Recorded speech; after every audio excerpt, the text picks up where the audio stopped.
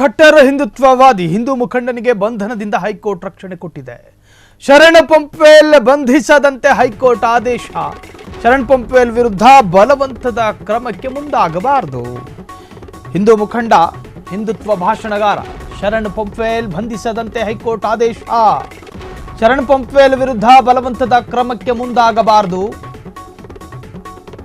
High court ಅನುಮತಿ ಇಲ್ಲದೆ charge sheet ಸಲ್ಲಿಕೆಗೂ ಅವಕಾಶ ಇಲ್ಲ.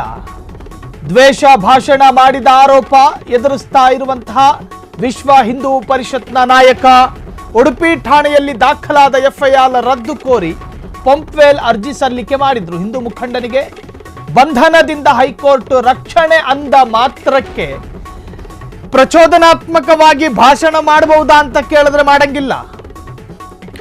ಉದ್ರೇಕಕಾರಿಯಾಗಿ ಭಾಷಣ ಮಾಡಬಹುದಾ ಅಂತ ಕೇಳಿದ್ರೆ ಮಾಡಂಗಿಲ್ಲ. ಶರಣ್ ಪಂಪೇಲ್ ಅವರಿಗೆ ಭಾರತದ ಘನ ನ್ಯಾಯಾಲಯ ಗೌರವಾನ್ವಿತ ಪೀಠ ಒಂದು ರಕ್ಷಣೆ ಕೊಟ್ಟಿದೆ. ಅದರರ್ಥ ನೀವು ಪ್ರಚೋದನಾತ್ಮಕವಾದ ಭಾಷಣವನ್ನ ಮುಂದುವರಿಸಬಹುದು ಅಂತಲ್ಲ. ಎಲ್ಲ ತಪ್ಪು ತಿಳ್ಕೋಬೇಡಿ. ಈ ಹಿಂದೆ ಮಾಡ್ತಾ ಇದ್ರಲ್ಲ ಭಾಷಣಗಳು, ಅದರಂತೇನೆ ಈಗೇನಾದ್ರೂ ಭಾಷಣಗಳು ಕೇಳ್ತಾ ಇದೆಯಾ ನಿಮ್ಗಳ ಕಿವಿಗೆ? ಇಲ್ಲ. ಯಾಕಂತ ಹೇಳಿದ್ರೆ ಕೋರ್ಟಿನ ಬಲವಾದ ಕಂಡೀಷನ್ಗಳಿದಾವೆ. ಪ್ರಚೋದನಾತ್ಮಕವಾದ ಭಾಷಣ ಮಾಡುವ ಹಾಗಿಲ್ಲ, ಒಂದು ಧರ್ಮವನ್ನು ಅವಹೇಳಿಸುವ ಹಾಗಿಲ್ಲ, ಒಂದು ಧಾರ್ಮಿಕ ಭಾವನೆಗೆ ಧಕ್ಕೆ ತರುವಂತಹ ಪದಪ್ರಯೋಗಗಳನ್ನು ಕೂಡ ಶರಣ್ ಪಂಪೇಲ್ ಆಗಲಿ ಅಥವಾ ಈ ತರಹದ ಭಾಷಣ ಮಾಡುವವರು ಯಾರು ಮಾಡಂಗಿಲ್ಲ.